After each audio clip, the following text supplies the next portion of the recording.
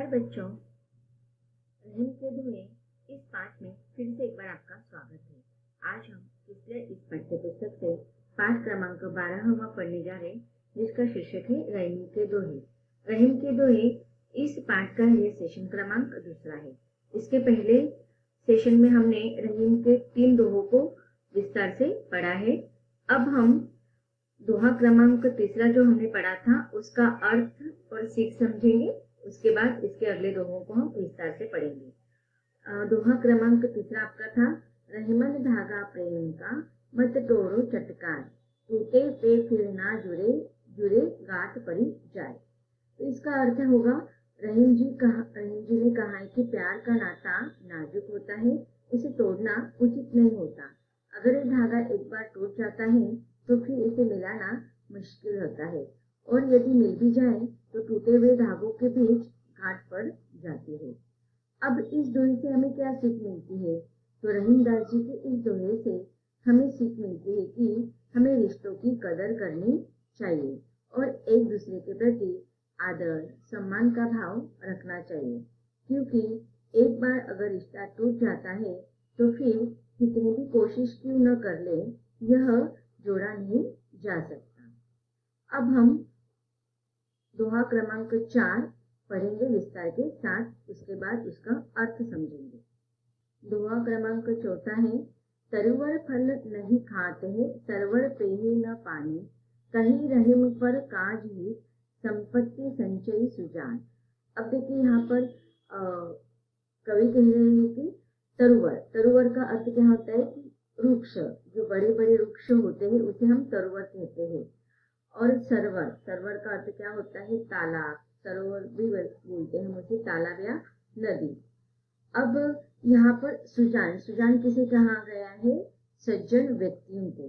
तो अब देखिए यहाँ पर सज्जन व्यक्तियों की क्या गुण होते हैं, उनकी क्या विशेषताएं होती है, यह बताते समय सज्जन जो व्यक्ति होते हैं वो हमेशा क्या करते हैं? दूसरों के हित करते हैं, दूसरों के सेवा में अपना जीवन व्यतीत कर देते हैं। वो अपना जीवन में कभी भी अपने बारे में नहीं सोचते हैं, वो हमेशा परोपकार करते हैं, जनहित करने में ही वो अपना जीवन व्यतीत कर देते हैं।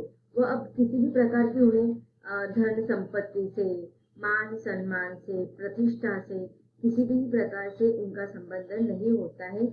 उनका जीवन वह केवल देश लोगों की सेवा करने में ही, परोपकार में ही बिता देते हैं।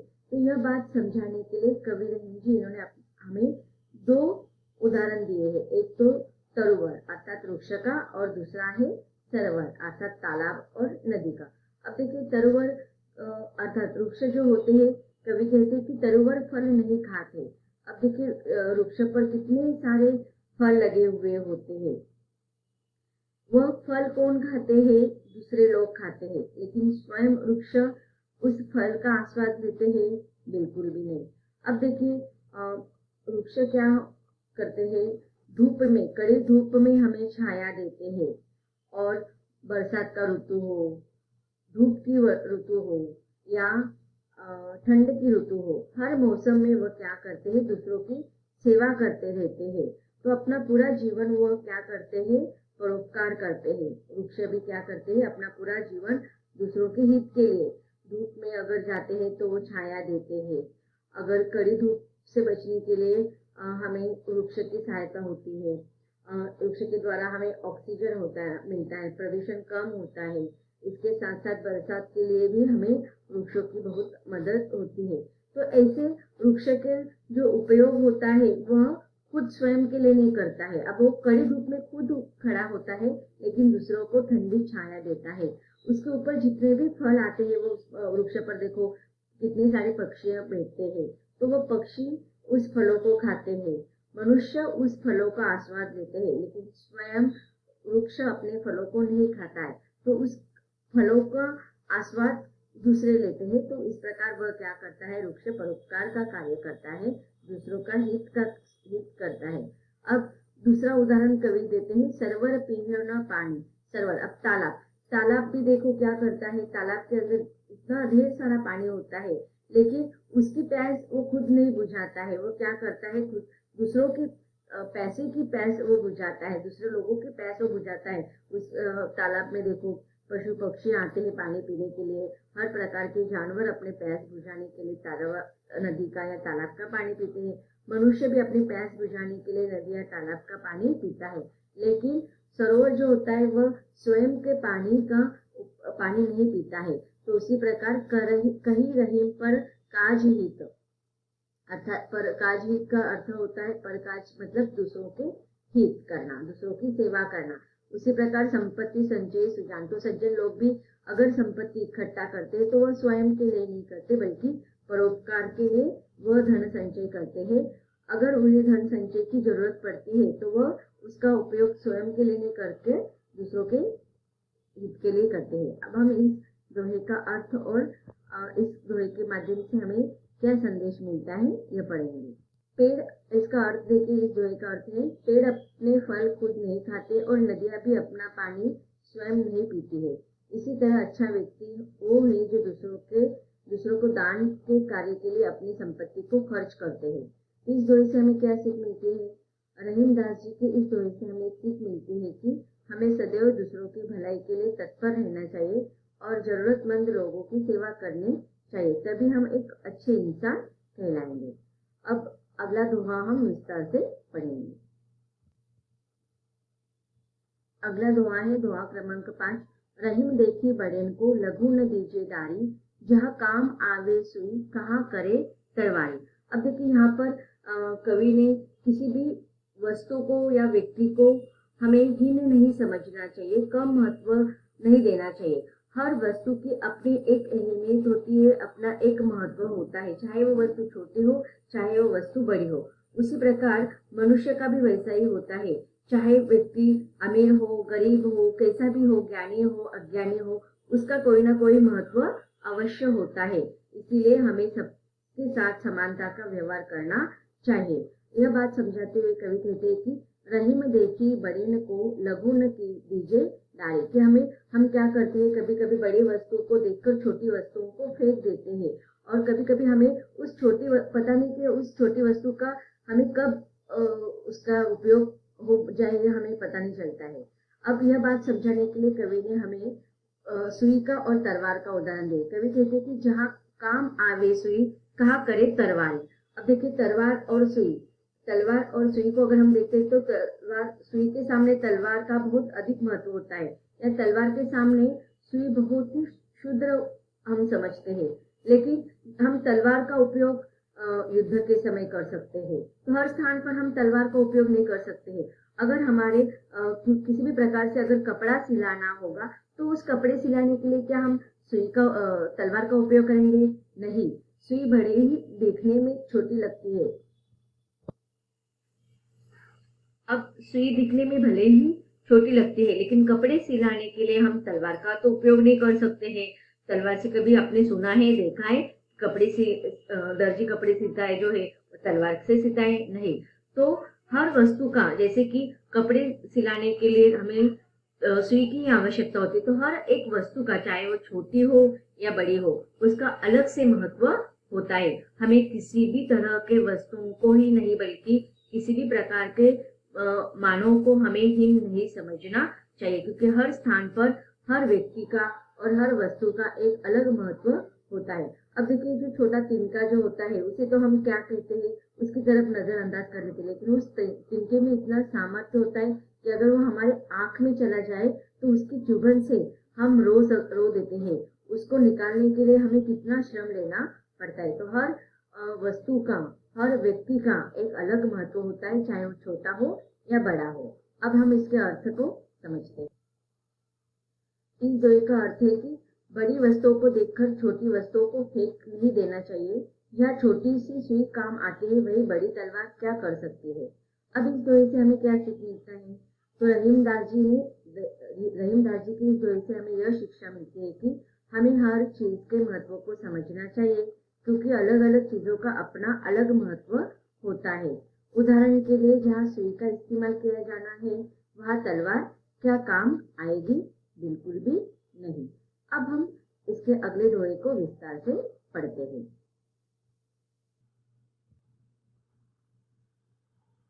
अगला दोहा है, रहीमन वे नर मर चुके जिस कहूँ मांगन जाई, उनते पहले वे मुए जिन मुख निकसत नाही।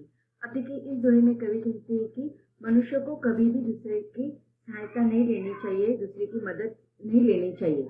अगर हम हर चीज के लिए दूसरे पर निर्भर हो जाते हैं तो वह व्यक्ति मृत व्यक्ति के समान है। इसीलिए कवि कहते हैं कि रहीमन वे नर मर चुके जो कहूँ मांगन जाए। तो हमें किसी से कुछ भी मदद या सहायता नहीं मांगनी चाहिए, क्योंकि वह मृत व्यक्ति के समान होता है, मरे हुए व्यक्ति के समान होता है। अगली पंक्ति में कवि कहते हैं कि दोहे के, उनते पहले वे मुए जिन मुख निकसत नहीं। अब देखिए अगर कोई जरूरतमंद अगर किसी सहायता के लिए जाते हैं, किसी की मदद की अपेक्षा में जाते हैं और सामने वाला व्यक्ति अगर उसी की मदद कर सकता है लेकिन फिर भी उसके मुंह से मदद की कुछ भी सहायक वाली बातें नहीं निकली है तो वह उस मृत व्यक्ति से पहले मरा हुआ है। अब हम इसका अर्थ और सीख समझते हैं। इस दोहे का अर्थ है, जो इंसान किसी से कुछ मांगने के लिए जाता है वे मरे तो है ही, परंतु उससे पहले ही वे लोग मर जाते हैं जिनके मुंह से कुछ भी नहीं निकलता है। तो हमें इस दोहे से क्या सीख मिलती है? तो रहीमदास जी के इस दोहे से हमें सीख मिलती है कि हमें कभी किसी से कुछ पाने की चाहत नहीं रखनी चाहिए। अब अगले दोहे को हम विस्तार से पढ़ेंगे। अगला दोहा है दोहा क्रमांक 7, जो रहीम सुको होत है उपकारी के संग, बाटन वारे को लगे जो मेहंदी का रंग। अब देखिए यहाँ पर कवि रहम जी इन्होंने बताया है कि जो परोपकार करते हैं, परोपकार करने वाले लोगों की संगत में रहने से क्या हो जाता है, हमें सुख मिलता है। अब दूसरों की भलाई करने में ही हमारा हित छिपा होता है, क्योंकि दूसरों को अगर हम मदद करते हैं, दूसरों को अगर हम सहायता करते हैं तो उसका असर हमारे जीवन पर भी होता है। जब हम किसी सहायता जरूरतमंद की सहायता करते हैं तो उसकी भलाई के साथ साथ हमारी भलाई भी अपने आप हो जाती है। इसका यह बात समझाने के लिए कवि रहम जी इन्होंने मेहंदी का उदाहरण दिया है, जैसे कि बाटन वारे को लगे जो मेहंदी का रंग। अब देखिए मेहंदी लगाते समय जिसके हाथ पर मेहंदी लगाई जाती है उसका हाथ भी मेहंदी से रंग जाता है, लेकिन जो मेहंदी लगा रहा है, जो मेहंदी को बांट रहा है, वो दूसरों को बांटते समय उसके हाथ भी लाल हो जाते हैं। तो इसी प्रकार जब हम किसी की सहायता करते हैं, दूसरों की मदद करते हैं, तो दूसरों की सहायता करते करते हम स्वयं अपने भी हित करते रहते हैं। अब इस दोहे का अर्थ और सीख हम समझते हैं, उसे पढ़ते हैं। अब इस दोहे का अर्थ है, रहीमदास जी ने कहा है कि वे लोग धन्य हैं जिनका शरीर हमेशा सबका उपकार करता है। जिस प्रकार से मेहंदी बांटने वाले शरीर पर भी उसका रंग लग जाता है, उसी तरह परोपकारी का शरीर भी सुशोभित रहता है। अब इस दोहे से हमें क्या सीख मिलती है? एक अच्छा इंसान बनने के लिए रहीमदास जी के इस दोहे से जरूर सीख लेना चाहिए।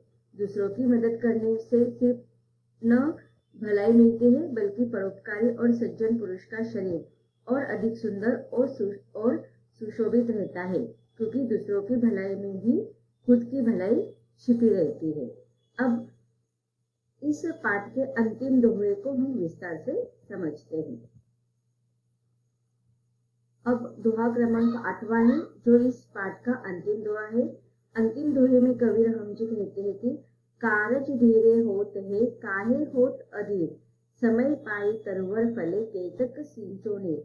अब देखिए मनुष्य जो होता है ना वो अधीर होता है, उसके पास धैर्य नहीं होता है। तो इस दोहे में कवि रहम जी ने मनुष्य को धैर्य धारण करने की सीख दी है।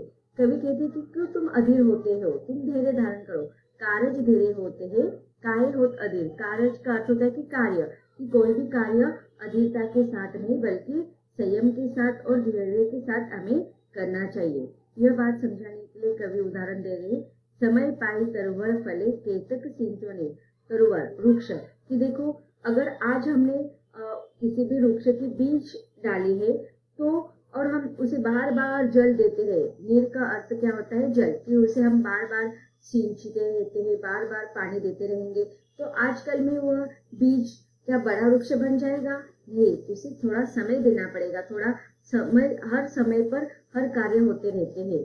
अगर बीज को आज हमने लगा है तो उसे वृक्ष का रूप धारण करने में कुछ समय जाना पड़ता है, कुछ समय के बाद ही उसका वृक्ष में रूपांतर होगा। तो हर एक बात की एक समय होता है, उस समय पर हर कार्य होता रहता है। तो हमें सिर्फ धीरज और धैर्य धारण करना चाहिए, अधीरता से हमें कोई भी कार्य नहीं करना चाहिए। तो बच्चों, इस प्रकार रहीम के दोहे इस पाठ के 8 अलग अलग दोहों को हमने विस्तार से पढ़ा है। यह पाठ यहीं पर समाप्त होता है। धन्यवाद।